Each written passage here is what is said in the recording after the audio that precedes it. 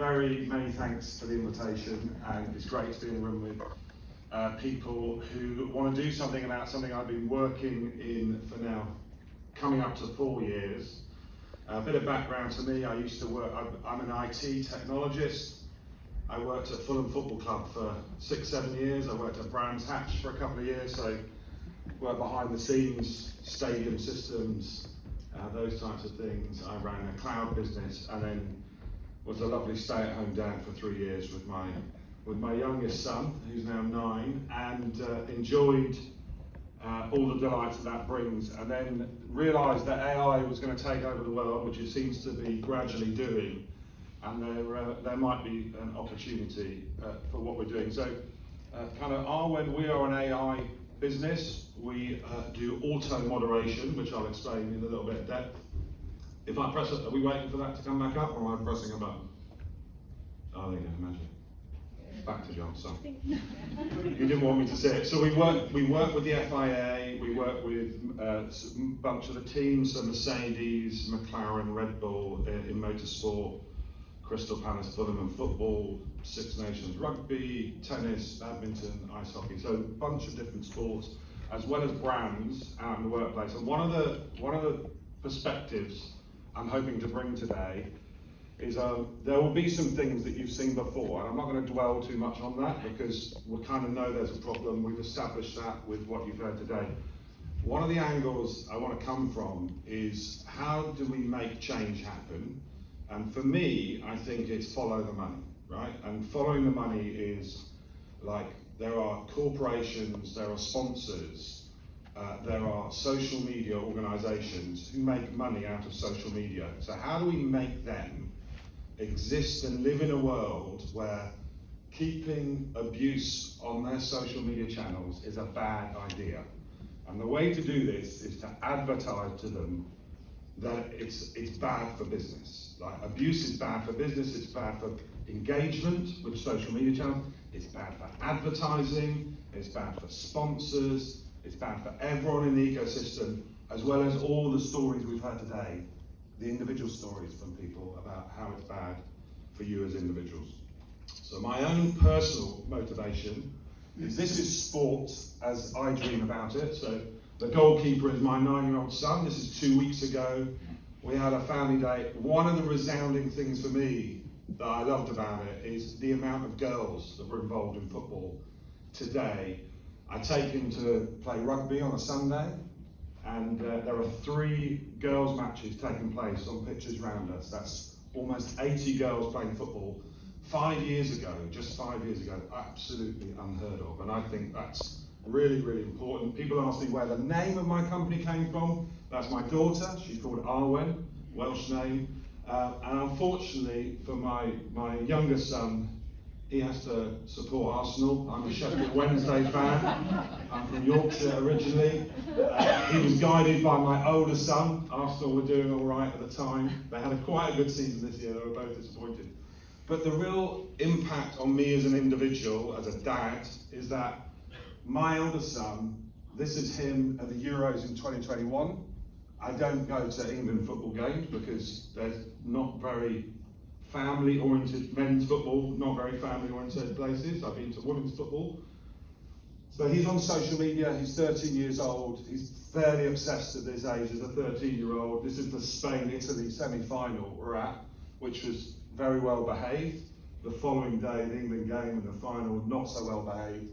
And the after impact of that was that we saw this happen. And my son is consuming this information on his social media. He followed Saka, he came up to me the day after the final, the Euro final in 2021, and he showed me the feed from Bukai. It's not that exact feed, but he showed me the feed on his phone of what he was receiving. So I'm thinking, this isn't right. This is a 13-year-old boy. I never had to consume this sort of information when I was 13.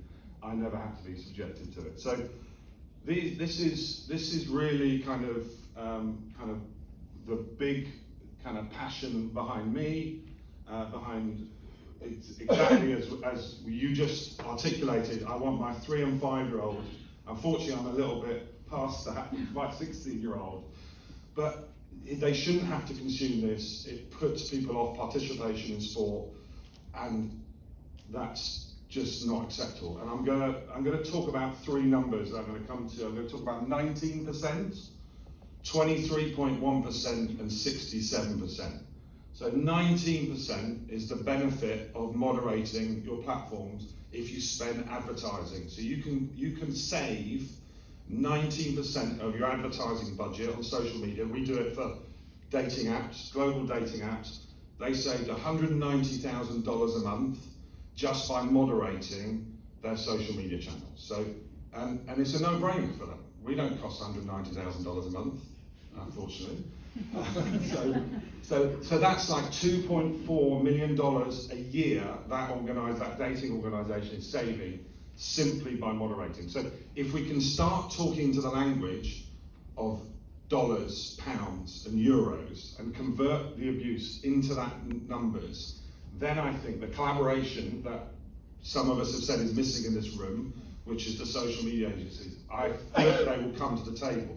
The other challenge we have is, you touched on this, is the meta tools, being able to do what we want with those tools. Part of the challenge is that the social media agencies, they develop their tools for the advertising, right? Because that's where they make all their money. So they don't develop, the trust and safety tool is like number 40 on the list. We submit features all the time.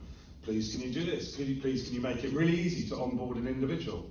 No, we're not interested in that, we're interested in making money. So we need to make them understand that doing that, facilitating that, helps them make money. So again, it's just a different way of looking at the same problem. So I'm just going to take you through a small case study and some learnings that we found. Again, some of this we've seen already today, but we've been working for the FIA for a couple of years, doing sort of similar service that you were describing there, auto moderation. We processed a couple of 100,000, identified 3,500 abusive comments on the channel. And what I thought you'd do is give you a bit of, it's always interesting to bring these things to life. So we did 72 hours at the Chinese Grand Prix earlier this year. So this is what the graph looked like. Everyone's getting excited. There are some events. We'll just drive into kind of the spikes in the comments. And this was the qualifying for the sprint race. I think that was the sprint race. That was Fernando Alonso getting, I think, a penalty. And then, and that was the main race the next day. So interesting, the main race didn't get as big a spike as the other two. I thought that was quite interesting, but there's a big spike there, and the percentage of toxic comments that happened in there was significant as a percentage of the other bits. The red line along the bottom are the not very nice things happening. And obviously, the more comments that are made, as well as positive comments, you get negative comments as well. So again, we've seen a lot of this before. I'm not going to dwell too much. Not very nice things being said about. The benefit is none of these ended up on the platform. So the idea is that kind of Arwen collects, with the FIA's permission, we collect this data, we analyse it against the brand guidelines that the FIA have put in place, and then we remove them. The idea is we're protecting the FIA staff from seeing this. We're protecting the people that are following this from looking at this information.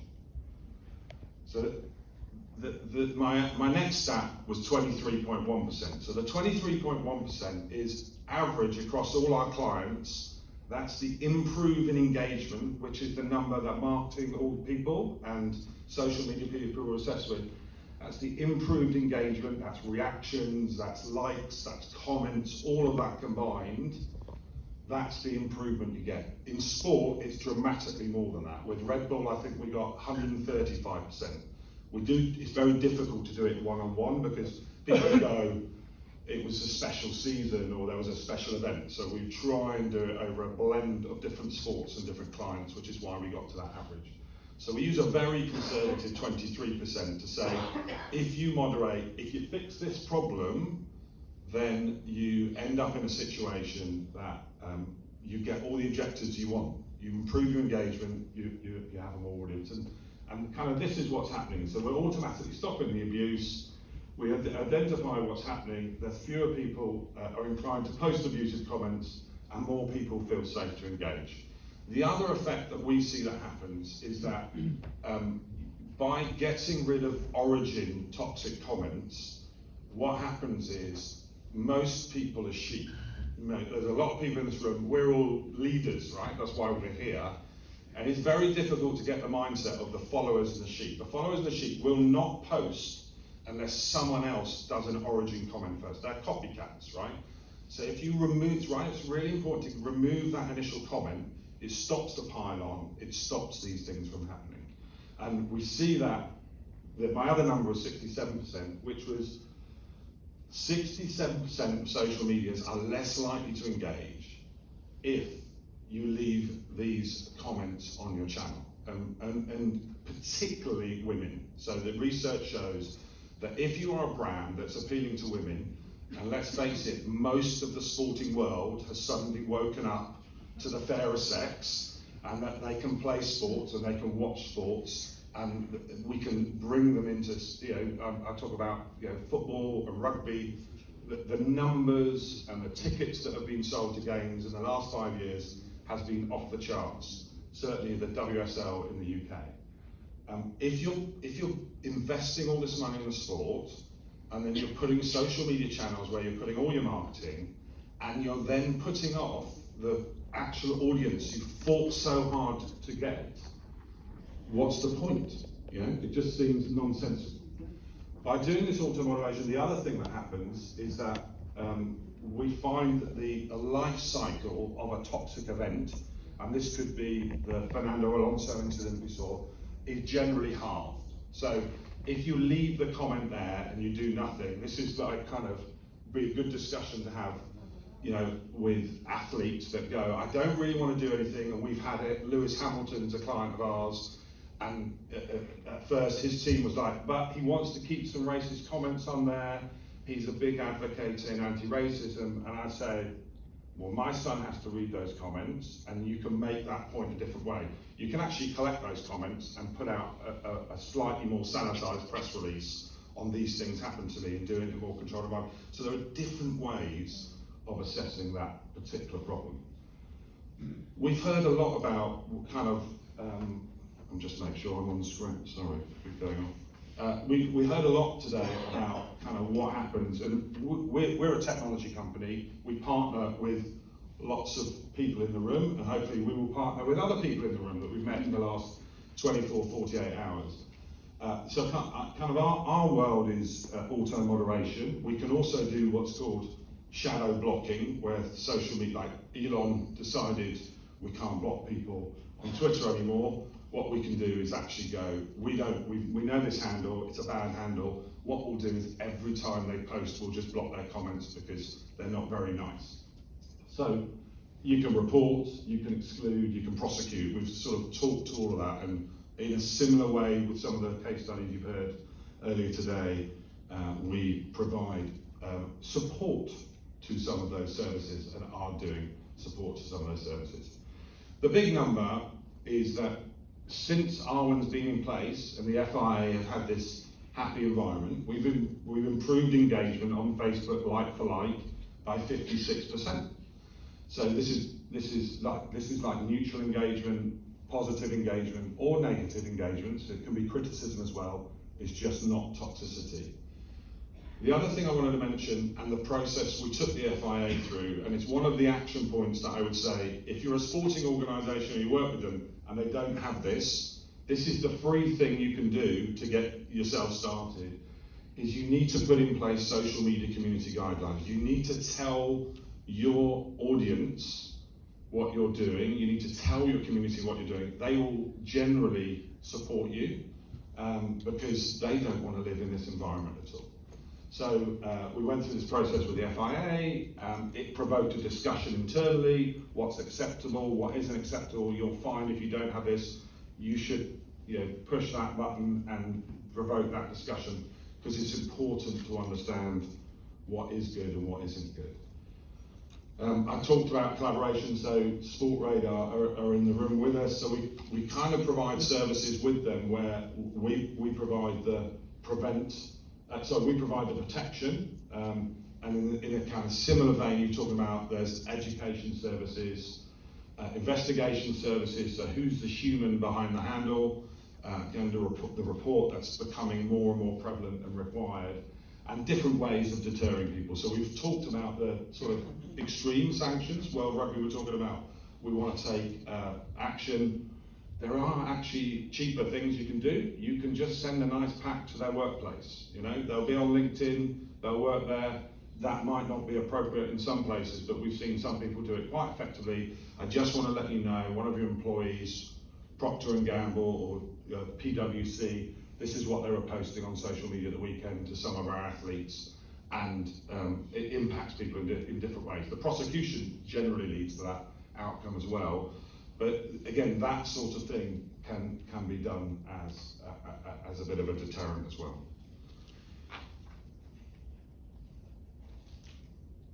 So I don't think this is going to work. So could someone just flash that up with their camera? This was supposed to be an online survey, but I think Erin said earlier there was a challenge with the questions. So you should get the question. Does it work? Okay. It works. Yeah. It's actually Okay, so you just need to answer the question. It was just a little question to see how educated we are in the audience.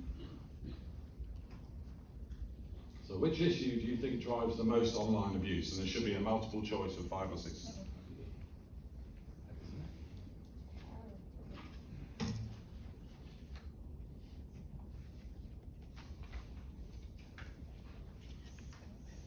All good? I won't tell you what you all put, but because I have to press that somehow on the laptop, which I can't do. But the number one thing, very often, exactly when people ask me 3 years ago, racism, it's what's in the news all the time. Physical appearance, body shaming is the number one source of abuse online. It's primarily aimed at women. We work with sort of models agencies, so you can think of plus size models down to size 6 supermodels, the sorts of language they can get, even down to 4 eyes because I wear my glasses. So that's the number one. Political abuse with like what's your political persuasion, etc. And then we get into sexual orientation, religion and race, etc. So it's quite interesting to me that the number one abuse is directed primarily at women. Next question for you, which hopefully this one works. This is to keep you all awake after lunch. it works. Yes, good. So which country has more female sports fans than male? You should get about 8 or 9 answers there, hopefully. And there are 3 correct answers.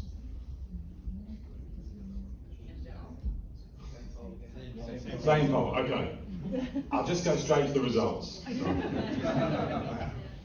So it's interesting, what I was talking to earlier, it's like this fight for women. China, India, Brazil have more women sports fans than male sports fans, right?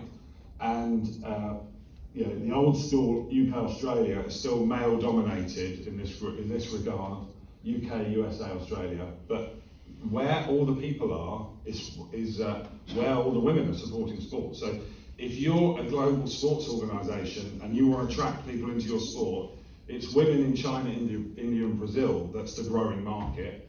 They've got burgeoning middle classes coming up with all money. If I'm in a sports federation, that's where the money's going to be. We did another thing, and this isn't F1 the brand, this is across our Formula One clients. But what we also found is that female Formula One fans are 10 times more likely to drive positivity. So we looked at female fans, and what we found was that women account for just 14% of the followers, but they were 64% of them were what we call and define brand builders, right? So positive energy, come into the conversation, and female fans, so therefore they're 10 times more likely to be brand builders. And we define brand builders as members of the community who generate positivity, not just through their own comments, but also generating positive comments around them. They're literally super fans. And the potential of brand supporters and micro-influencers for your social media teams is huge. Imagine the brand sponsors you could attract to your sport if you can demonstrate this type of engagement to them. It really is exciting. And women's sport, again, I've tried to grill down my team. Is this Europe? Is this the UK? Is this? I feel like this is the UK. 350 million is the value of sport as of 3 years ago, predicted to be 1 billion. It's going to 3 times. Compound annual growth of about 12%. Really, really big numbers that we should be excited about. So the fastest growing group of fans, who also generate most of the positivity, experience the most online abuse. So that doesn't make any sense at all. Okay, so this was at the Austin Grand Prix 2 years ago. I'm not quite sure who told Fernando to say what he said, but he came out in support of a female steward, and instantly the reaction online disappeared. And someone said this a bit earlier, we were talking about getting the athletes to say things. For me, very, very important, people listen to their heroes. If you put their heroes in front of a camera, we've had it with Red Bull for the last 2 seasons, every time a pit stop happens, it either disadvantages Max Verstappen or it disadvantages Sergio Perez. Is Mexico versus Holland every single time they race, and they're racing for the same team, right? So and what Red Bull were doing was looking at what was happening online, and they would ask the 2 drivers to say things offline in the press conference in a certain way, and it impacts online as well. So kind of these are useful things we can do and make happen. So 1 in 5 women see comments or images online that suggest men are superior. 1 in 5 women see comments on physical appearance, and 2 in 5 have stopped saying what they thought I don't know, online. I don't think it's correct. I think 4 out of 5 women have seen comments, that men are superior. You think it? Oh no, I mean, it's not 5 out of 5. I don't believe it. So the problem is with hate, it's not the volume of comments that matter. Our brains have evolved to focus on threats. So even if 90% of the comments are positive, and we find this with a lot of our clients, all the clients will unconsciously focus on the abusive 10%. And that abusive 10% has a hugely damaging effect. Firstly, there's the mental and emotional pain, and then there's the silencing, which we heard very eloquently before lunch, that comes as a result. So we can see making sport safe for women and other groups is critical. Sport is changing globally, becoming more diverse. If we want it to be inclusive, if we want to follow the money, right, this has to happen, right? So, because if we don't, we will lose the attention, and in an attention economy, every asset, every set of eyeballs is valuable. We will also lose a bit of ourselves, and everyone in this room kind of knows that. History won't look kindly on us if we stand by and watch as a hateful minority continues to damage the true potential of our sports. And I'll leave you with one last story. So this is Leila Pereira. She owns Palmeiras Football Club. She's one of 2 owners of a football club in the world, and in top division football club in Brazil. And I think they finished 2nd or 3rd in the league this year. And she has the abuse she has received is like none I've ever seen in the 4 years of doing this. Death threats, rape threats, truly, truly horrible. So she came in. She just said, I want the whole thing. I want the whole club. I want everyone protected. I want it as quickly as possible. So we put that in place for her. And for me, it's about exactly the sentiments that we had before. I want my children to live in this world of positivity. I want Layla to go about her business and feeling safe. We've heard all the other people that should be able to practice their sports being safe. So again, the 3 numbers I quoted at the start, 19% you can save money on your advertising. Tell that to your social media partners, right? We're helping you. If you do this, you will make more money. Improved engagement, 23%. If you use auto moderation, brand safety tools and online safety tools, you will have more engagement on your channels. And then finally, 67% of your audience are going to switch off unless you do this. So to me, if we can follow the money and use that in our arguments we make to the stakeholders, I think that'll put us in a really good place to try and get the things we want to achieve done. Really appreciate the time and very, very thankful.